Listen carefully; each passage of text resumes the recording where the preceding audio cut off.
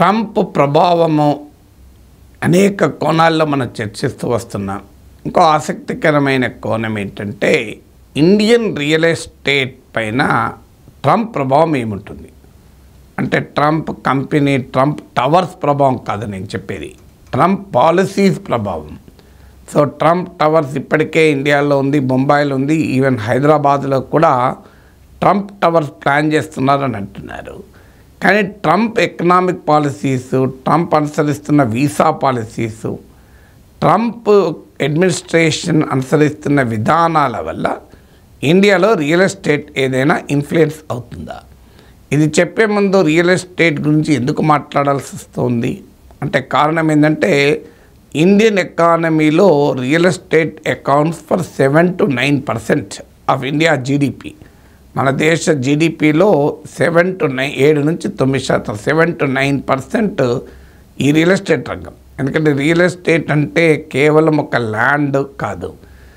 Real estate అంటే అనేక factors ఉంటాయి. ఒక వెంచర్ మొదలు పెడితే ఒక మార్కెటింగ్ వాళ్ళకి జాబ్ ఉంటుంది, దాన్ని డిజిటల్ ప్రమోషన్ చేసేవారి జాబ్ ఉంటుంది, సేల్స్ పర్సన్స్కి జాబ్ ఉంటుంది, ఆ ప్లాట్లు ఆ ల్యాండ్ను ప్లాట్గా మార్చే వారికి ఎంప్లాయ్మెంట్ ఉంటుంది, బిల్డింగ్ కట్టినప్పుడు సిమెంట్ అమ్మేవారికి, స్టీల్ అమ్మేవారికి, అల్యూమినియం అమ్మేవారికి, వుడ్ రంగంలో పనిచేసేవారికి, మేస్త్రీలకు, కంకర, ఇసుక, పెయింటింగ్స్, ఇలా ఒకటి కాదు మీకు రకరకాల కిచెన్ ఫిట్టింగ్స్, ఇలా ఒక ఎలక్ట్రిషియన్లకు పని ఉంటుంది, ప్లంబర్లకు పని ఉంటుంది.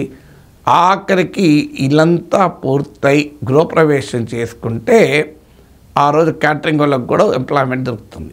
ఇంత పెద్ద సెక్టార్ ఇది. 4+4 ఆఫర్.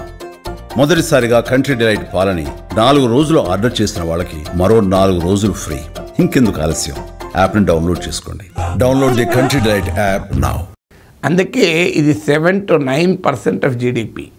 ఇప్పుడు అంచనాలు ఏంటంటే 2047 నాటికి ఇండియాస్ జీడిపిలో ఈ రియల్ ఎస్టేట్ రంగం 18% వరకు కూడా చేరుతుంది అని అంటున్నారు. సో ఇవాళ all time high housing loan segment తీసుకుంటే భారతదేశం మొత్తం పైన ఉన్న out standing housing loans 28 lakh crore, 28 లక్షల కోట్లు ఉన్నాయి. ఇవాళ వివిధ బ్యాంకులు ఇచ్చినటువంటి అవుట్ స్టాండింగ్ హౌసింగ్ లోన్స్. అంత పెద్ద సెక్టార్ రియల్ ఎస్టేట్. అందుకే దీని గురించి ఇంతగా మాట్లాడాల్సి వచ్చింది.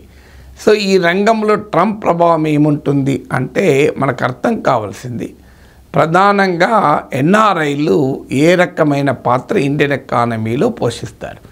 ఎన్ఆర్ఐలో 2 రకాలు ఉంటారు. మిడిల్ ఈస్ట్, గల్ఫ్ దేశాల్లో పనిచేసే ఎన్ఆర్ఐలు తమకొచ్చిన ఆదాయాన్ని అనివార్యంగా ఇండియాలోనే ఇన్వెస్ట్ చేస్తారు. ఎందుకంటే సౌదీ అరేబియాలోనో, కువైట్లోనో, యూఏఈలోనో వాళ్ళ ప్రాపర్టీ కొనలేరు, అక్కడ సృజన అయ్యే అవకాశమే లేదు, అక్కడే పర్మనెంట్గా ఉండే స్కోపే లేదు. కనుక మిడిల్ ఈస్ట్లో పనిచేసే వాళ్ళందరూ కూడా అనివార్యంగా ఇండియాలోనే ఇన్వెస్ట్ చేస్తారు. కానీ western countries, America, UK, Europe ఇలాంటి దేశాల్లో పనిచేసేవారు అక్కడే సెటిల్ అయ్యే అవకాశం ఉంటుంది. కనుక ఇండియాలో ఇన్వెస్ట్ చేయాలా వద్దా అనేది అనేక ఫ్యాక్టర్స్ పైన ఉంటుంది. ఒకటి, వీసాలు దొరుకుతాయా లేవా, ఎంతకాలం గ్రీన్ కార్డ్ ఎప్పుడు వస్తుంది, సిటిజన్షిప్ వస్తుందా లేదా, ఇలాంటి ఫ్యాక్టర్స్తో పాటు కన్వర్టబిలిటీ ఆఫ్ రూపీ కూడా రియల్ ఎస్టేట్ ఇన్వెస్ట్మెంట్ ప్రభావం పడుతుంది. కన్వర్టబిలిటీ ఆఫ్ రూపీ అంటే నీ దగ్గర ఉన్న రూపాయలు డాలర్లుగా మార్చుకోగలమా. ఉదాహరణకు 100 కోట్లు 50 కోట్లు ఉన్నవాడు ఆ 50 కోట్ల రూపాయలు ఉన్న తన సంపదను అమెరికాకు తీసుకెళ్లాలంటే వాటి డాలర్లుగా మార్చుకోవాలి. ఇప్పుడున్న సిచ్యువేషన్లో సాధ్యం కాదు. ఎందుకంటే ఇండియాలో ఇప్పుడున్నది పార్షియల్ కన్వర్టబిలిటీ, అంటే టూరిజము, హెల్త్, ఎడ్యుకేషను ఇలాంటి అవసరమైనప్పుడు డాలర్లుగా మార్చుకోవచ్చు. కానీ నీ మొత్తం ఆస్తులన్నీ అమ్ముకొని డాలర్లుగా మార్చుకుంటానంటే ఎవ్రీ ఇయర్ రెమిటెన్సెస్కు కొంతవరకు మాత్రం అవకాశం ఉంటుంది, అంటే ఇండియా నుంచి అమెరికాకు పంపించడానికి. సో ఈ కన్వర్టబిలిటీ ఉండే ఛాలెంజెస్ వల్ల కూడా అమెరికాలోనే సెటిల్ కావాలి అనుకునేవారు ఇండియాలో ఇన్వెస్ట్ చేయరు, అమెరికాలోనే ఇన్వెస్ట్ చేస్తారు. ఎందుకంటే మళ్ళీ ఇండియాలో ఇన్వెస్ట్ చేసి లాభం వచ్చినా కూడా మళ్ళీ దీన్ని అమెరికాకు పట్టుకుపోవడం, అమెరికా నుంచి ఇండియాకు డాలర్లు పట్టుకోవడం చాలా సులభం, ఇండియన్ రూపీస్ని డాలర్లుగా మార్చుకోవడంలోనే ఛాలెంజ్. ఇలాంటి సెవరల్ ఫ్యాక్టర్స్ ఎన్ఆర్ఐ ఇన్వెస్ట్మెంట్ను ప్రభావితం చేస్తూ ఉంటాయి. తాజాగా మనము ఒక హిస్టారికల్ ట్రాజెక్టరీ చూస్తే, అట్లీస్ట్ ఒక 15-20 ఇయర్స్ చూస్తే, ఇనీషియల్గా ఈ సాఫ్ట్వేర్ భూమి వచ్చి, ఐటీ భూమి వచ్చి, అంతకుముందు డాక్టర్లు, గుజరాతీ బిజినెస్ మెన్ వెళ్ళేవాళ్ళు, వాళ్ళు చాలా లిమిటెడ్ నెంబర్ ఉండేవారు. ఐటీ భూమి వచ్చాకనే అమెరికాలో ఇతర వెస్ట్రన్ కంట్రీస్లో ఇండియన్స్ గణనీయంగా పెరిగారు. సో వీళ్ళు ఇనీషియల్ స్టేజ్లో తమకు వచ్చినటువంటి ఆదాయంలో అమెరికాలో ఇన్వెస్ట్ చేసేది చాలా తక్కువ, ఇండియాకే తీసుకొచ్చుకునేవాళ్ళు. ఎందుకంటే అందులో ఎక్కువ మంది ఫస్ట్ జనరేషన్ వాళ్ళు, ఇక్కడ తల్లిదండ్రులు చాలా కష్టపడి పంపిస్తే అమెరికాలో ఉద్యోగం చేసి సంపాదించేవాళ్ళు. అందువల్ల వాళ్ళకి ఇక్కడ అప్పులు ఉండేవి, ఆస్తుల కమిట్మెంట్లు ఉండేవి, తల్లిదండ్రులను సుఖపెట్టాలన్న కోరికలు ఉండేవి. తిరిగి తాము ఇండియాకే వస్తాం కదా అని తమ డబ్బులన్నీ తీసుకొచ్చి ఇండియాలోనే ఇన్వెస్ట్ చేసేవారు. కానీ కాలక్రమేణా జరిగింది ఏంటంటే గ్రీన్ కార్డులు పెరిగాయి, సిటిజన్షిప్లు పెరిగాయి, అమెరికాలో తాము ఉంటామన్న నమ్మకం కూడా పెరిగింది. ఈలోగా ఇండియన్ ఎకానమీ పైన అనుమానాలు పెరిగాయి. దాంతోనే అమెరికాలోనే ఇన్వెస్ట్ చేయడం మొదలుపెట్టారు. మీరు డల్లాస్కి వెళ్ళండి, గప్చుప్ బండి దగ్గర నలుగురు కలిసినా ఎక్కడ ఇన్వెస్ట్ చేసావు, ఎక్కడ ల్యాండ్ కొన్నావు అని ఇదే మాట్లాడుకుంటుంటారు. మన ల్యాండ్లు కొంటున్నారు, స్కూళ్ళు పెడుతున్నారు, రెస్టారెంట్లు పెడుతున్నారు, తోటలు చేస్తున్నారు, చాలా పనులు చేస్తున్నారు. మీకు statista.com లెక్కల ప్రకారము 2024లో అమెరికాలో ప్రాపర్టీ కొన్న ఫారినర్స్లో 10% ఇండియన్సే కొన్నది. అమెరికన్ ప్రాపర్టీ మార్కెట్లో ఫారిన్ బయర్స్లో 10% ఇండియన్సే. We're the 4th largest. అమెరికాలో ఫారినర్స్ ప్రాపర్టీ కొనడంలో వీఆర్ 4th. 2024లో చైనా మనకన్నా కాస్త ఎక్కువ ఉండే. Chinese accounted for 11% of the foreign buyers of American property. India account for 10%. కానీ 2011 to 2024 మధ్య కాలంలో ఇదే హయ్యెస్ట్. ఇంత పెద్ద ఎత్తున ఇండియన్స్ కొనుగోలు చేయడం హయ్యెస్ట్. అందువల్ల ఇనీషియల్ స్టేజ్లో అమెరికాలో సంపాదిస్తే ఇండియాలోనే ఇన్వెస్ట్ చేశారు. కాలక్రమేణా ఏమైందంటే అమెరికాలోనే ఇన్వెస్ట్ చేయడం పెరిగింది. ఎందుకంటే అక్కడే ఉంటాము అనే నమ్మకం ఎప్పుడైతే పెరిగిందో, ఇండియాలో ఉన్న కన్వర్టబిలిటీ ఛాలెంజెస్ వల్ల కూడా అక్కడే సంపాదించింది, అక్కడే ఇన్వెస్ట్ ఎందుకు చేయకూడదు అనే ధోరణి పెరిగి అక్కడ ఇన్వెస్ట్ చేయడం పెరిగింది.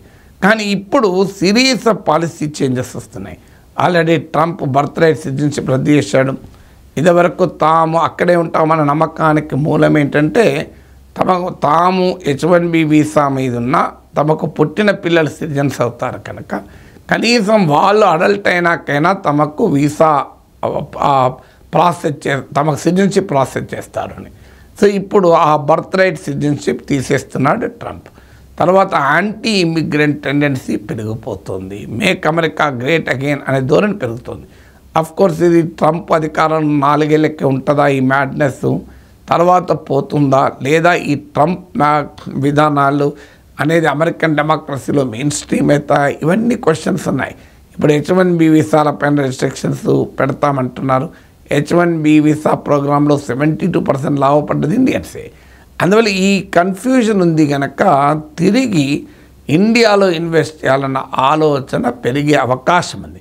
తాజాగా బ్రోకర్ అండ్ బ్లూ అనే సంస్థ రియల్ ఎస్టేట్ ఫామ్ సర్వే చేస్తే 10 మందిని అడిగితే అందులో 8 to 9 మేము ఇండియాలో ఇన్వెస్ట్ చేయదలుచుకున్నాం. దీనికి అనేక కారణాలు. ఒకటి, అమెరికాలో తమ ఉద్యోగం ఎంతకాలం ఉంటుందో తెలియదు, అమెరికాలో తాము సిటిజన్ అవుతారా లేదో అని అనుమానం. ఎందుకంటే గ్రీన్ కార్డులే దాదాపు అసాధ్యమవుతుంది. JD Vance లాంటి వాళ్ళు చెప్తున్నారు గ్రీన్ కార్డు ఉన్నంత మాత్రాన శాశ్వతంగా అమెరికాలో ఉండవచ్చు అనుకుంటే పొరపాటు అంటున్నారు. యాంటీ ఇమిగ్రెంట్ టెండెన్సీ పెరుగుతుంది. ఇది మొదటి కారణం. రెండవ కారణం ఏంటంటే రిటర్న్ ఆన్ ఇన్వెస్ట్మెంట్, ROI అంటారు. ఇలా అమెరికాలో ఇన్వెస్ట్ చేసినా ఇండియాలో కూడా ఇన్వెస్ట్ చేసినా వారికి భారీగా లాభం వస్తుంది. ముఖ్యంగా రియల్ ఎస్టేట్ రంగంలో మీకు ల్యాండ్ ప్రైసెస్ పెరుగుతున్న తీరు చూస్తే అమెరికాకు కూడా వెళ్ళాల్సిన అవసరం. 30 ఏళ్ళు నీ దగ్గర ఒక 50 లక్షలు 20 లక్షలు ఉంటే దాన్ని ఇన్వెస్ట్ చేస్తే ఈ 30 ఏళ్ళలో అమెరికా వెళ్ళి సంపాదించిన దానికన్నా ఎక్కువ సంపాదించిన వాళ్ళు ఉన్నారు. సో అందువల్ల ఈ రియల్ ఎస్టేట్ మార్కెట్లో కానీ ఇతర ఇండియన్ ఎకానమీలో return on investment fairly improve కావడం కూడా ఒక కారణం ఇండియాలో ఇన్వెస్ట్ చేయడం. మూడవది ఇక ఈ ట్రంప్ వల్ల కన్ఫ్యూజన్ కావస్తుంది కనుక సేఫ్టీ నెట్స్ ఆలోచిస్తారు ప్రజలు. ప్రికాషనరీ థింగ్, ఒక అమెరికాలో ఒక ఇల్లు కొంటే సెకండ్ ఇల్లు అమెరికాలో కొనడం కన్నా ఇండియాలో కొనుక్కుంటూ పోయాం కదా, ఎటైనా మంచిదే. రేపు అమెరికా పాలసీలు ఎట్లా మారినా.